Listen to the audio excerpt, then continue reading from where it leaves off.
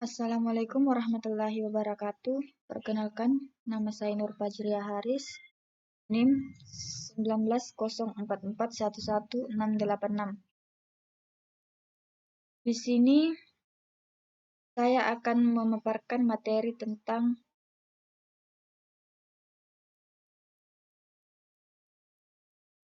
konsep dasar sistem operasi,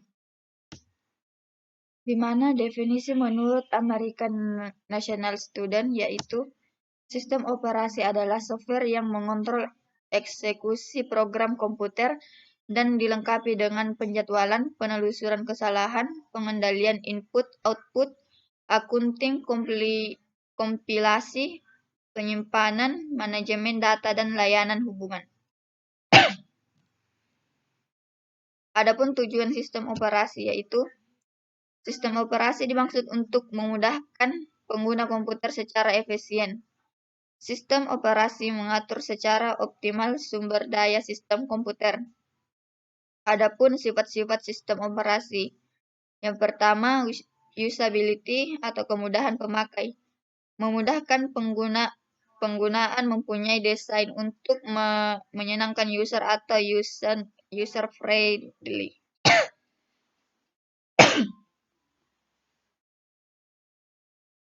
Generality memiliki banyak manfaat. Sistem operasi digunakan untuk membantu bahkan mempermudah pekerjaan user atau memfasilitasi apa yang ingin user kerjakan. Kemudian efisiensi memiliki fungsi yang cepat. OS membuat pengguna sumber daya lebih optimal. Usability memiliki banyak kemampuan yang diharapkan oleh user sehingga mengambil keuntungan maksimal dari sistem operasi. Fleksibilitas menyesuaikan spesifikasi terhadap kepentingan suatu pekerjaan atau lingkungan. Contoh untuk kelas pelajar, personal, bisnis, atau bahkan untuk memprofesional. Opacity memiliki izin pengguna sehingga untuk detail fitur tertentu tidak bisa diketahui atau digunakan. Security memiliki proteksi data dari akses orang yang tidak berhak. Integrity memiliki proteksi terhadap dirinya sendiri dan user dari suatu yang menyebabkan kesalahan. Capability memiliki kemampuan yang terbatas. Availability memiliki banyak kelengkapan atau fungsi dan waktu. Reliability memiliki kemungkinan kegagalan yang jarang terjadi. Serviceability memiliki kemampuan yang memperbaiki sendiri, recovery atau self-troubleshooting. Extensibility menyediakan input tambahan dan kemudahan dalam modifikasi. Komponen sistem operasi. Ada dua bagian utama sistem operasi yaitu supervisor atau komponen manajemen. Kemudian komponen pendukung. Supervisor atau komponen manajemen yaitu bagian dari fungsi sistem operasi yang tugasnya mengontrol keseluruhan lingkungan sehingga pemrosesan data. Fungsi-fungsi yang dikontrol antara lain. Yang pertama, pengelolaan pengerjaan, yaitu pengalokasian sumber daya yang dapat diminta prioritas untuk menjalankan program atau penjadwalan pekerjaan.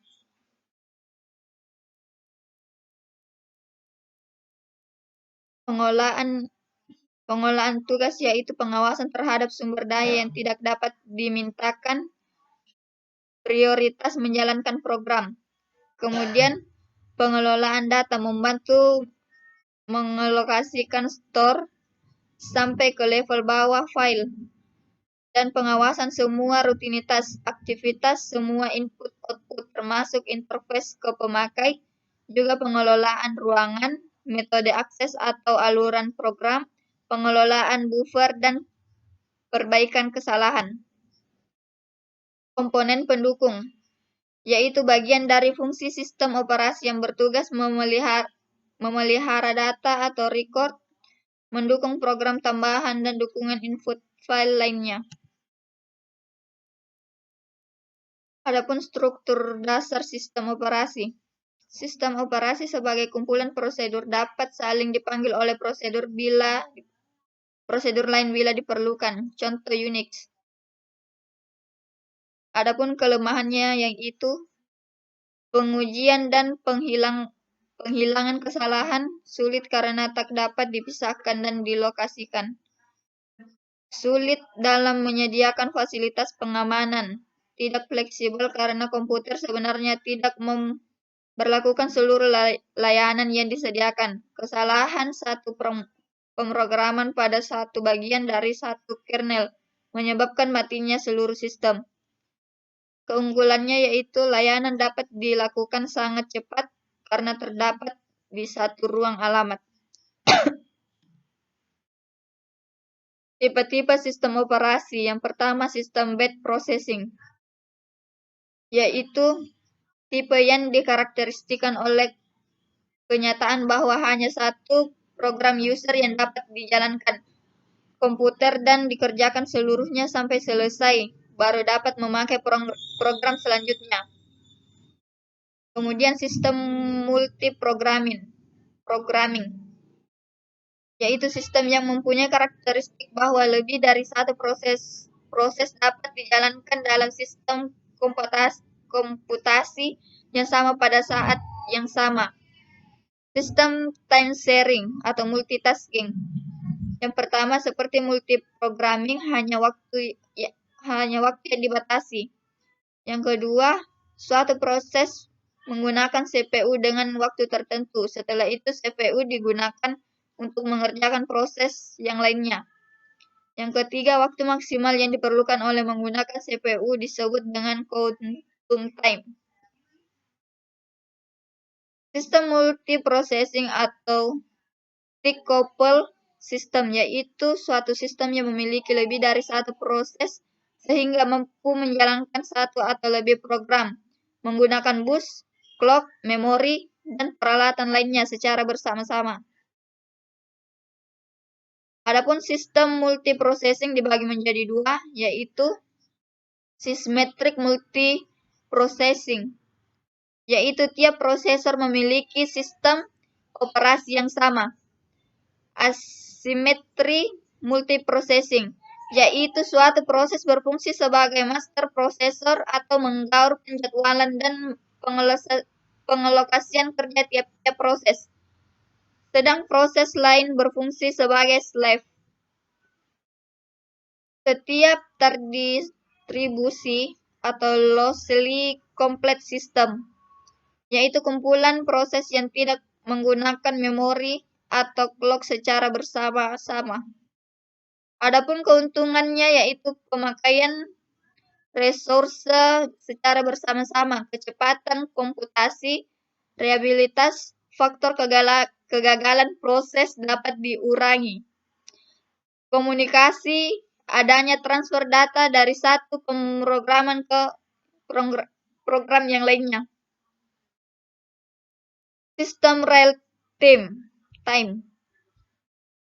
yaitu digunakan jika suatu operasi melakukan ketepatan waktu dari prosesor atau aliran data dan saling digunakan sebagai pengontrol terhadap aplikasi-aplikasi tertentu. Ada dua bentuk sistem real time. Yang pertama yaitu real time, yaitu menjamin critical test dapat diselesaikan tepat pada waktunya. Yang kedua yaitu soft real time, yaitu memberikan prioritas pada critical text dibanding dengan teks yang lainnya sehingga critical text selesai dikerjakan. Sekian